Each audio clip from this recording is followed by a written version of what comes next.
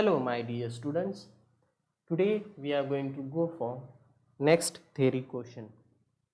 So it says that if V is a finite dimensional inner product space and f from V to V is a function such that it fixes 0, that is f of 0 is equal to 0, or in other words 0 maps to 0, and the second thing is f is an isometry, then we can say that f is an orthogonal linear transformation, right?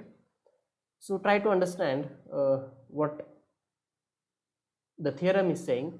If we are having a finite dimensional inner product space and if you are having some function, okay, maybe any function, and if that function satisfies these two conditions, note that function is from V to V. If that function satisfies the two conditions, that is it fixes 0, and second thing is if it is isometry, then directly we can say that f is a orthogonal linear transformation. Now let us just recall the definition of orthogonal linear transformation. So what it is? A linear transformation, here we go. So if you are having an inner product space, then a linear transformation T from V to V is said to be orthogonal if it preserves inner product, in the sense inner product of Tx with Ty is equal to inner product of x with y, right? So this is a orthogonal linear transformation. So it is a linear transformation together with what? It preserves what? The inner product. So over here we have to show that this f is an orthogonal linear transformation. So we have to prove that f is a linear transformation and f preserves inner product. F preserves inner product in the sense what? We have to show inner product of fx with fy is equal to what? Inner product of x with y for all xy belonging to V. This we have to show, and we have to show f is a linear transformation, right? So first of all we will show this, that f preserves inner product, and then what we will show? F is a linear transformation. Okay, so let us start with the proof. So first of all, given things are written. Yes, so let this V be a finite dimensional inner product space and f from V to B be a function satisfying these two properties. Then we have to show f is a orthogonal linear transformation. So see how we are going to proceed. See, from the second condition what we are having, that norm of f of x minus f of y is equal to norm of x minus y. So what I will do is simply I am going to put y is equal to 0 over here. Okay, so if you put y is equal to 0, what you are going to get? So put y is equal to 0, so you will get norm of f of x, just a minute, norm of f of x minus f of y will be equal to what? Norm of x minus y. But I am putting y is equal to 0, right? So this will be 0 and this will be 0. Okay, and this is true for all x belonging to V. So in particular put y is equal to 0, so you will get this. But what is f of 0? From the first condition f of 0 is 0, so what you will have is norm of f of x minus 0 will be f of x only. So norm of f of x is equal to what? And norm of x minus 0 is nothing but what? Norm of x for all x belonging to V. Okay, so that is what we are having. So I will call it as some one, let us say, because it will be required later on. Okay, so I will just go a little bit down. So here it is, we are having this which is given to us. So I am putting y is equal to 0. So we get this, but f of 0 is 0, that is also given, so therefore we got this. Okay, so now let us proceed ahead. Now again I am going to use this second condition, whatever is given to us. So what is given is norm of, we have again this norm of f of x minus f of y is equal to what? Norm of x minus y for all xy belonging to V. Just note what we have to show. We have to show two things, as I told you. First one is f preserves inner product, means this, equal to inner product of x with y for all xy belonging to V. Okay, so that is what we are showing right now. Now afterwards we will show that f is a linear transformation. Okay, now we are having this thing, so simply I will square on both sides. So once you square on both sides, what we will get? Norm of f of x minus f of y square will be equal to what? Norm of x minus y square. Now just try to recall the formula of norm x square. What is our norm x square? It is inner product of x with x. So this can be used. So therefore what we are going to get is inner product of f of x minus f of y with f of x minus f of y will be equal to what? Inner product of x minus y with x minus y. Okay. Now by using simple properties of inner product, I will fix this second coordinate and I will distribute this first coordinate. Same thing I will do on the right hand side as well. Okay, so what we will get here? So therefore inner product of f of x, second coordinate is fixed, so f of x minus f of y, this minus sign, right? So minus inner product of f of y with what? F of x minus f of y. This is regarding your left hand side. What about your right hand side? Which will be equal to inner product of x with x minus y minus y inner product of just a minute, minus inner product of what? Y with x minus y. Okay, so we will continue simplifying it. Now we are going to fix this first coordinate and we'll fix this first coordinate and we are going to distribute this second round, right? So what we will get here? Inner product of f of x with f of x, minus sign is there, inner product of f of x with f of y minus inner product of f of y with f of x. Now remember minus is there, so I will give a bracket. Now this minus sign is there, right? So minus inner product of f of y with what? F of y, bracket close, which will be further equal to, now the calculations for the right hand side. So inner product of x with x minus inner product of x with y minus inside the bracket inner product of y with x minus inner product of y with y. Okay, so now we will simplify it further, but before that let us see the same thing I have written or not. Yes, so this is given to us, so I'm just squaring it. So after squaring we'll get this, and one more step. Yes, so here we have reached. Okay, so therefore now what will be inner product of f of x with f of x? What is our formula? Inner product of x with x in general is nothing but what? Norm of x square. So what will be inner product of f of x with f of x? It will be norm of f of x square minus inner product of f of x with f of y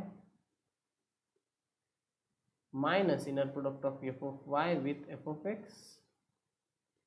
Now this minus and this minus will become plus, so plus inner product of f of y with f of y, which is equal to inner product of x with x is norm of x square minus inner product of x with y minus inner product of y with x, again this minus and minus will be plus, plus inner product of y with y.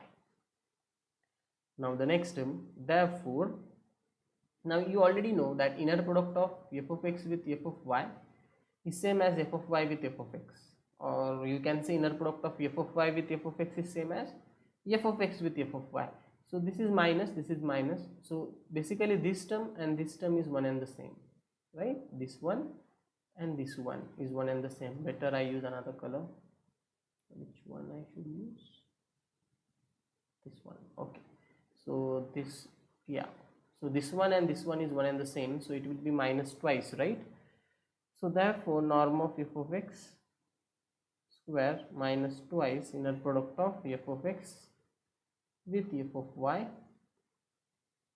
plus again this will be norm of f of y square, which will be equal to norm of x square minus twice inner product of x with y. Same logic for these two terms. For these two terms it will become minus twice, and plus this will be norm of y square, right? Now remember our equation 1. What was our equation 1? Our equation 1 was, where is it? Yes, norm of f of x is equal to norm of x for all x belonging to V. So therefore over here this norm of f of x will be what? Norm of x, and this norm of f of y will be what? Norm of y. Since that one equation is true for all x belonging to V, it will be true for y also. Therefore norm of f of y will be norm of y. So this we will use. So therefore this norm of x square minus twice inner product of f of x with f of y plus norm of y square will be equal to right hand side as it is. Okay, now few terms will get cancelled out. Norm x square will get cancelled out. Next what? This norm y square will get cancelled out. So what will be left out? Just I will take it down a bit. Yeah, so what is left out then? So we are having minus twice inner product of f of x with f of y will be equal to minus twice inner product of x with y. So this minus 2 and minus 2 will get cancelled out, and therefore inner product of f of x, or you can say fx with fy is equal to inner product of x with y. And this is true for all xy belonging to V, because we have started with this, and which was true for all xy belonging to V. So that's it. So that is what we wanted to prove. First of all, f preserves the inner product. Now what we have to show? F is a linear transformation, which is little bit tricky to show. So just I will erase this everything whatever I have written, then we will go for that remaining part of the proof. So now it remains to show that f is a linear transformation. So I hope you are getting it. So that is what it is, everything. I have written this, then this are the simple calculations, and you can go through. Okay, so that is not an issue. Now it remains to show that f is a linear transformation. That is nothing but what? We have to show f of alpha x plus beta y is equal to alpha times f of x plus beta times f of y for all alpha beta belonging to R and xy belonging to V. So I will call it as 2.1. So now see how we are going to prove it. I will say that let E1, E2 up to En be an orthonormal basis of V. So now since this is orthonormal basis of V, so it is naturally basis also. Now since it is a basis, what is the dimension of V? So one can say that dimension of V is what? Dimension of V is n, right? Now since dimension of V is n, so note one thing, any linearly independent set of V having n vectors will be what? Basis of V. Okay, that fact we are going to use. Now see, since this set is an orthonormal set also, orthonormal basis means what? It is an orthonormal set, and in addition to that it is basis also. Now since it is an orthonormal set, therefore what is happening? Therefore inner product of EI with EJ is equal to 0 for I is not equal to J, and it is what? Inner product of EI with EJ is equal to 1 for I is equal to what? J. Now since F already preserves inner product, that we have proved, so therefore this inner product of EI with EJ will be what? It will be inner product of F of EI with F of EJ. So therefore what we are having, inner product of F of EI with F of EJ is equal to 0 for I is not equal to J, and inner product of F of EI with F of EJ will be equal to 1 for I is equal to J. So in other words, what we are proving? In other words, we are saying that which set? This set, f of E1, f of E2 up to so on, f of En is nothing but what? Is an orthonormal set. Okay, I am saying orthonormal set, not orthonormal basis yet. Okay, when it will be a orthonormal basis, just note one thing, our f is a function from what? F is a function from V to V, right? So this set will be subset of what? Actually this is nothing but what? This set is an image set of this set, the set E1 E2 up to En. Okay, ह्या सेटचा हा set काय? Image set आहे. So basically it is a subset of codomain, but codomain is also what? V, right? So in other words we can say now this is a orthonormal set of V. Now once we show that this set is linearly independent, it will be a basis of V. Why?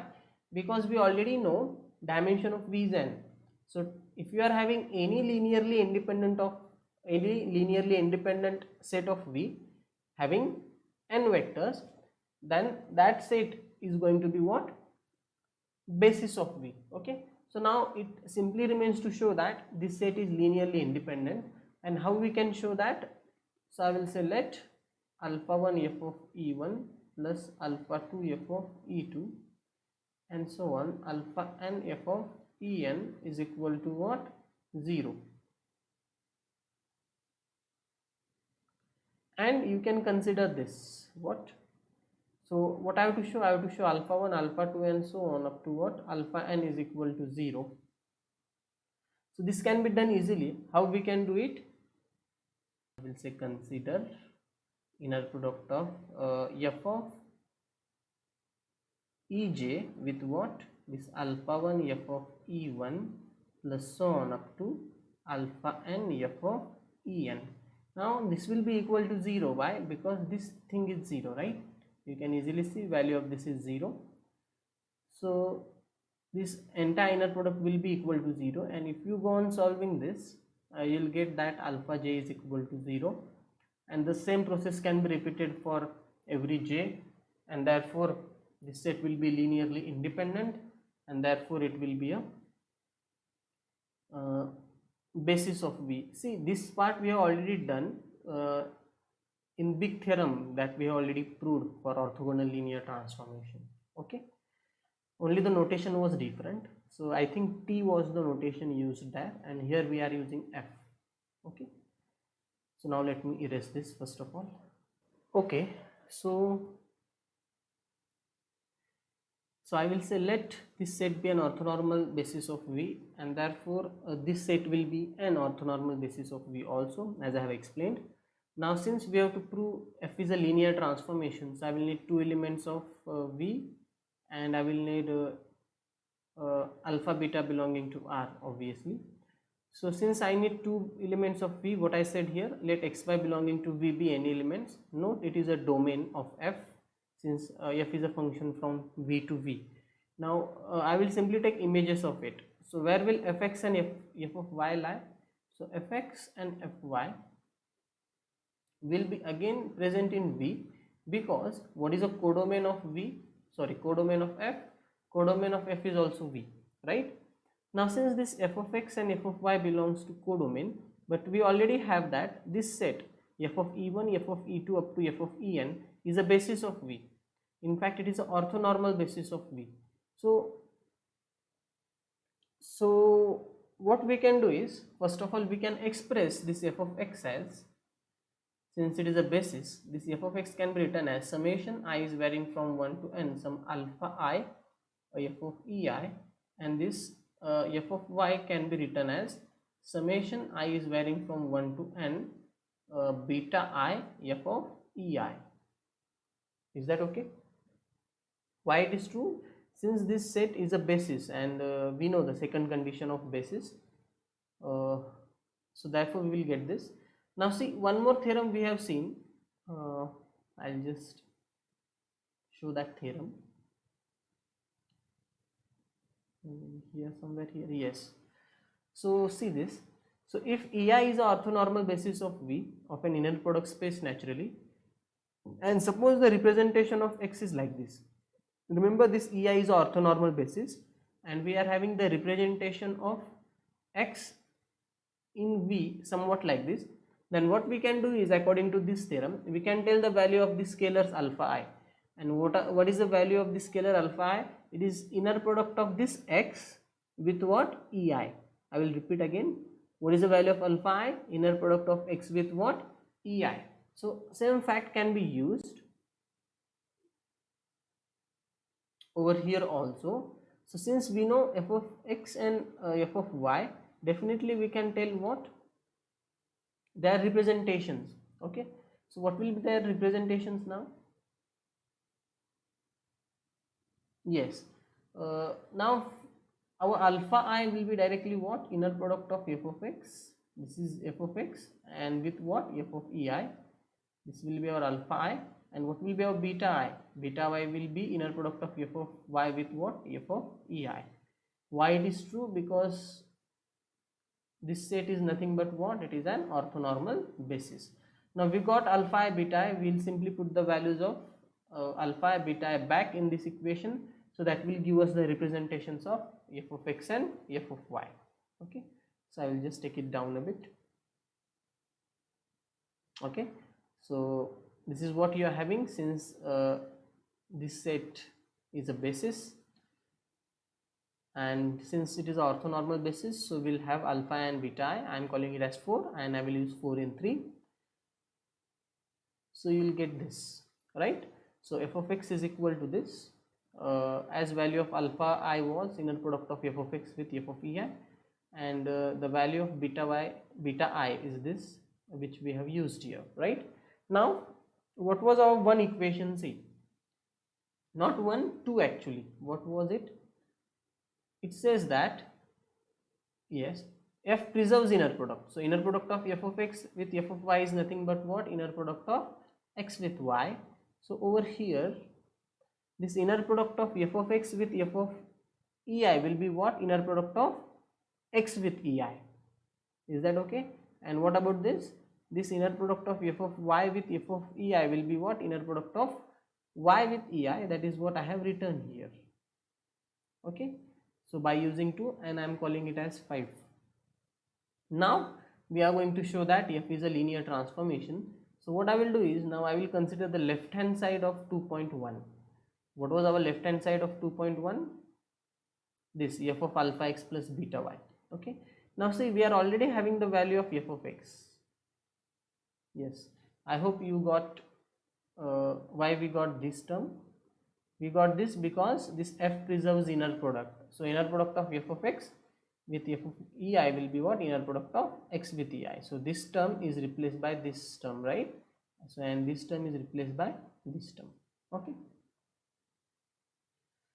So now I am going to consider the left hand side of 2.1, that is f of alpha x plus beta y. Now since we are already having value of f of x, so what will be my f of alpha x plus beta y? F of alpha x plus beta y will be equal to what? Summation I is running from 1 to n. Simply you are going to replace x by what? Alpha x plus beta y. So it will be inner product of alpha x plus beta y with what? EI, and outside you are having what? F of EI. Now simple calculations. So this term will be equal to what? Summation I is varying from 1 to n. This will be inner product of alpha x with what? EI, and this f of EI we will take inside. So f of EI plus inner product of beta y with EI, and outside you are going to have f of EI. Okay. So we can simplify it further. So just separate out these summations.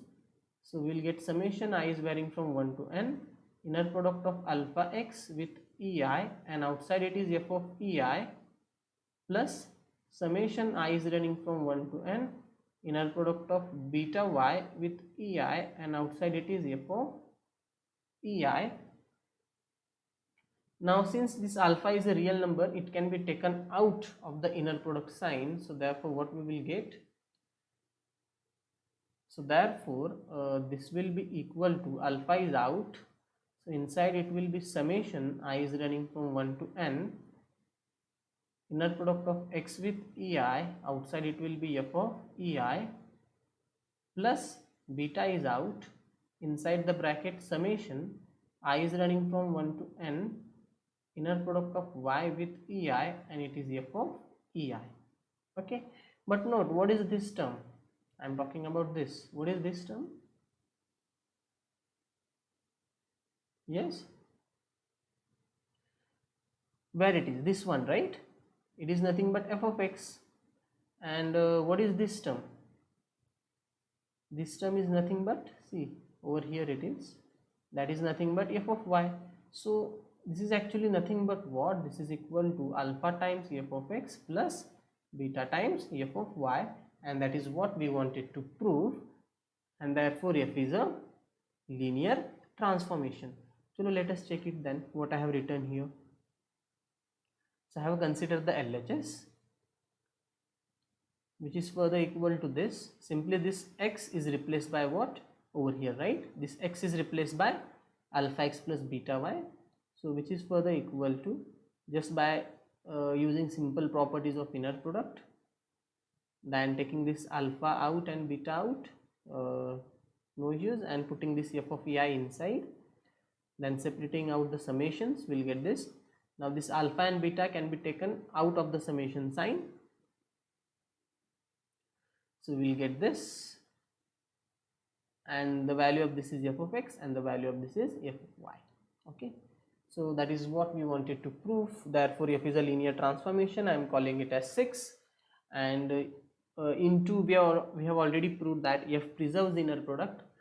So therefore, in other words, you can say that f is a linear transformation which preserves inner product, and therefore f is a orthogonal linear transformation. Okay, and that is what we wanted to prove. Okay, so that's all for today. So in the next class we will see some examples on orthogonal linear transformation. So for today we'll stop here. Thank you. Have a good day.